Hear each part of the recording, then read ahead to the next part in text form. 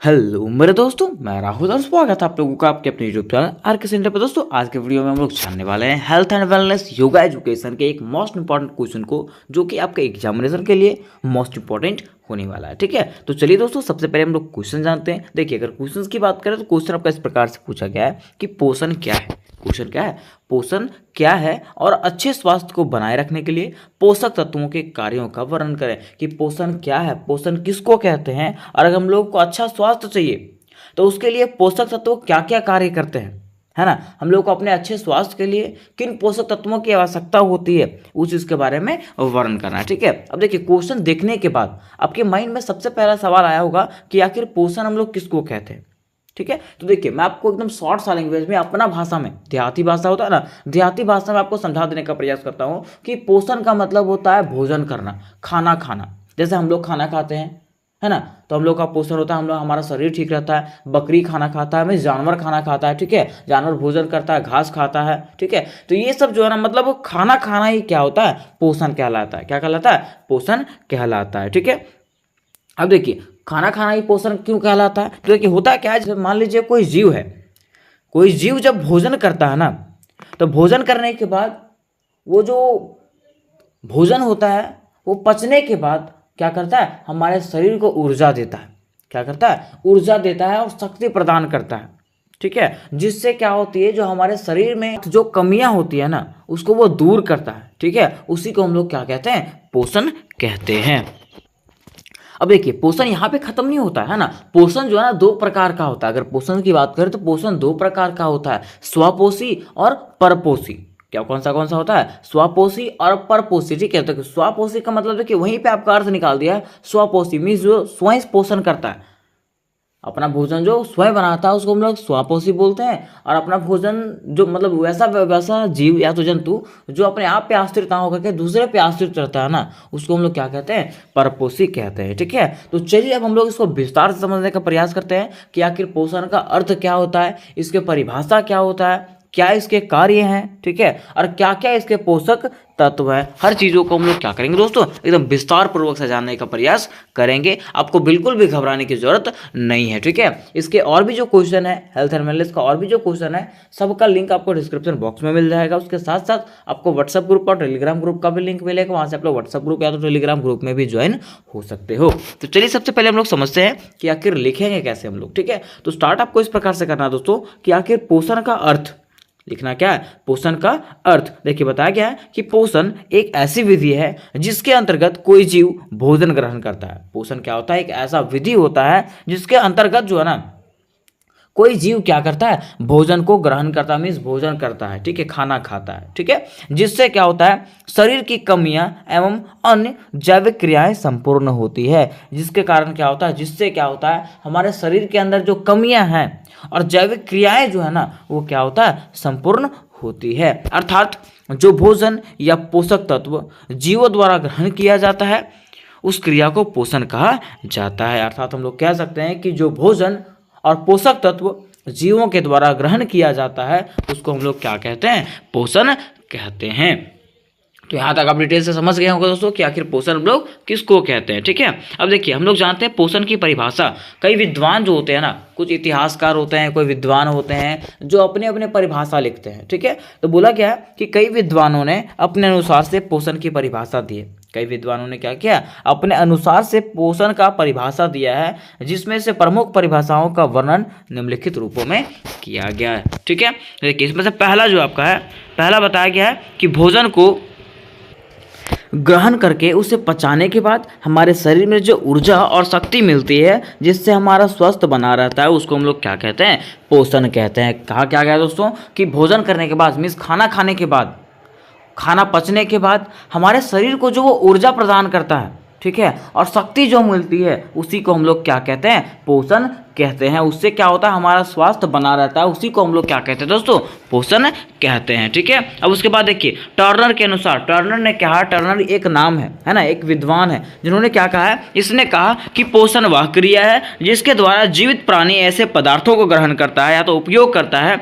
जो शरीर के विभिन्न कार्यों को नियंत्रित करता है। मीन्स कहा गया है, टर्नर ने कहा है कि पोषण वह क्रिया होती है, वह प्रक्रिया होती है जिसके द्वारा जीवित प्राणी जिसके द्वारा जीवित प्राणी ऐसे पदार्थ को ग्रहण करता है, मीन्स ऐसे भोजन को खाता है जो शरीर के विभिन्न कार्यों को नियंत्रित करता है। जो क्या करता है? शरीर के विभिन्न कार्यों को नियंत्रित करता है। अर्थात कहने का मतलब ये है कि हम लोगों को ऊर्जा देता है, शक्ति देता है, ताकि हमारा शरीर जो है ना बीमारियों से लड़ सके। ठीक है, तो इसी को हम लोग क्या कहते हैं दोस्तों? पोषण कहते हैं। क्या कहते हैं? पोषण कहते हैं। ठीक है, अब देखिए यहाँ तक हम लोगों ने इसके परिभाषा को समझ गया और अर्थ को समझ गया। ठीक है, अब हम लोग समझते हैं कि पोषण के प्रकार। जैसे कि मैंने आपको ऊपर बताया था कि पोषण 2 प्रकार का होता है। ठीक है, कौन सा? स्वपोषी और विषम पोषी, इसको हम लोग परपोषी कहते हैं। ठीक है, तो देखिए जब 2 प्रकार का ये आ गया कि स्वपोषी और विषम पोषी, या तो स्वपोषी और परपोषी। ठीक है, तो हम लोग जानते हैं कि आखिर स्वपोषी किसको कहते हैं। तो देखिए जैसा कि मैंने आपको बताया था कि स्वपोषी का अर्थ स्वयं पे आश्रित होता है, मीन्स वैसा जीव या तो जंतु जो स्वयं पे आश्रित होता है, जो अपना भोजन खुद बनाता है, उसको हम लोग क्या कहते हैं? स्वपोषी कहते हैं। ठीक है, देखिए इसमें लिखा हुआ है कि स्वपोषी का अर्थ स्वयं पे आश्रित होता है, अर्थात पोषण की वह विधि जिसके अंतर्गत जीव व जंतु अपना भोजन खुद तैयार करता है, उसे हम लोग क्या कहते हैं? स्वपोषी कहते हैं।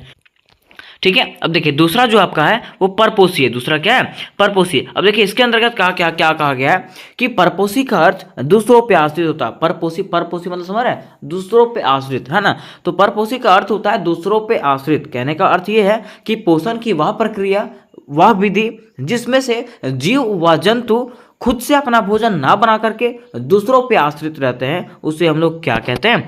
परपोषी कहते हैं। ठीक है, अब देखिए स्वपोषी में जो है आपका मनुष्य आता है, क्योंकि मनुष्य क्या करता है? अपना भोजन खुद बनाता है।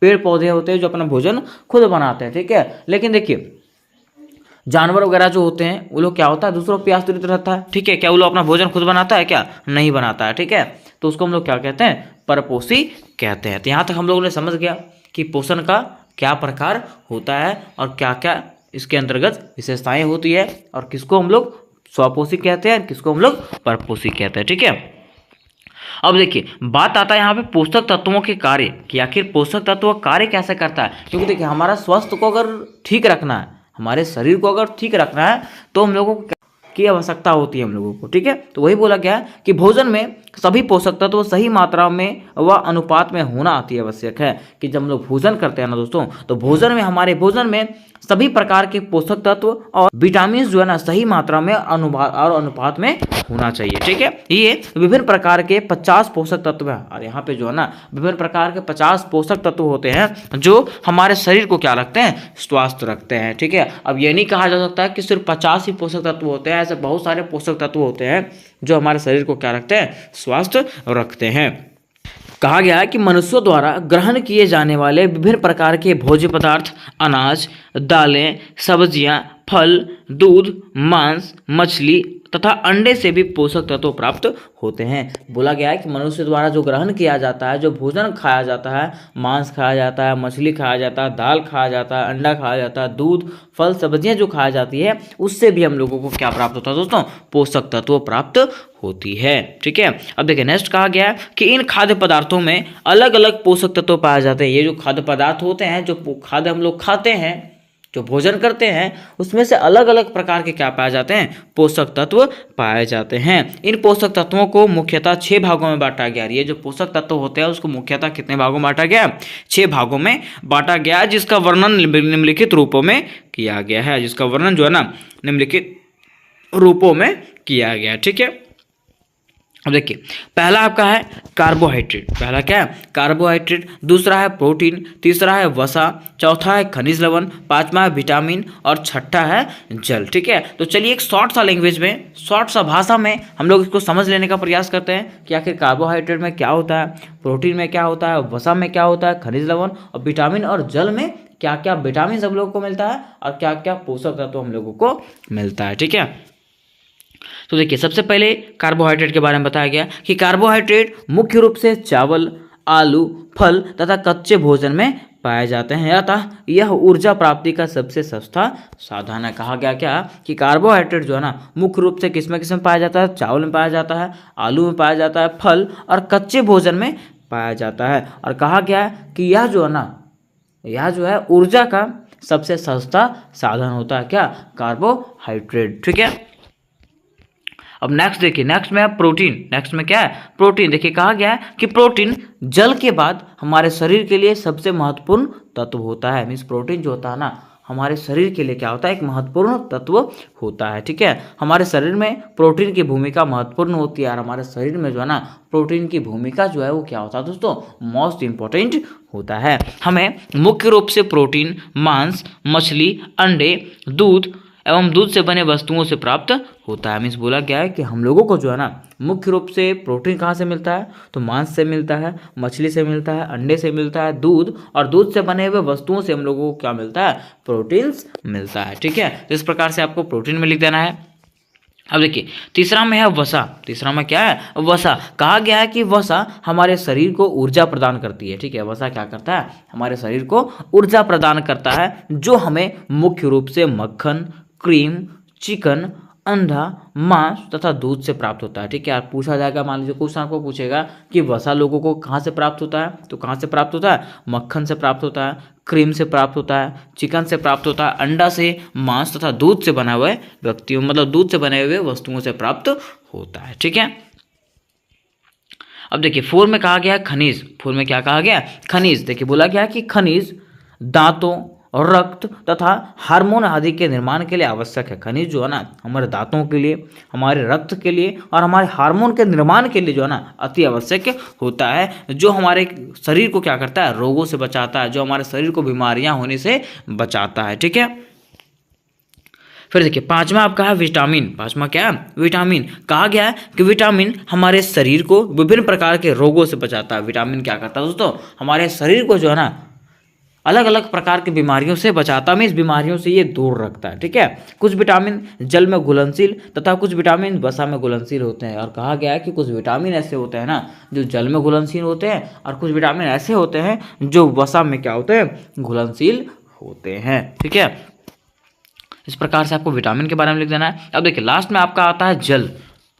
लास्ट में क्या आता है? जल आता है। और आप खुद जानते हैं कि जल जो है ना, पानी जो है हमारे शरीर के लिए कितना इंपॉर्टेंस है। ठीक है, तो आपको इतना बताने की भी जरूरत नहीं है, क्योंकि जल के बारे में आप खुद से लिख सकते हो। और कहा भी जाता है कि जल ही क्या है? जीवन है। जल है तो कल है। ठीक है, तो इतना ही इसमें प्रोवर्ब से निकाल दिया गया है ना कि आप ऐसे ही लिख सकते हो कि जल हमारे लिए क्यों जरूरी है। ठीक है, फिर मैं आपको शॉर्ट में आपको बता देना चाहता हूँ। ठीक है, देखिए कहा क्या कि जल हमारे जीवन का सबसे प्रमुख पदार्थ होता है। जल क्या होता है दोस्तों? हमारे जीवन का सबसे प्रमुख पदार्थ होता है, जो शरीर के निर्माण में महत्वपूर्ण भूमिका निभाता है। जो शरीर के निर्माण में क्या करता है? महत्वपूर्ण भूमिका निभाता है। ठीक है, तो उम्मीद करते हैं दोस्तों कि ये क्वेश्चन आपको डिटेल तरीके से समझ में आ गया होगा। और अगर ये क्वेश्चन आपको डिटेल तरीके से समझ में आ गया होगा तो वीडियो को लाइक करें, अपने दोस्तों के साथ शेयर करें, उसके साथ साथ चैनल को सब्सक्राइब कर लें। ठीक है, तो मिलता है नेक्स्ट वीडियो में, तब तक के लिए जय हिंद, जय भारत।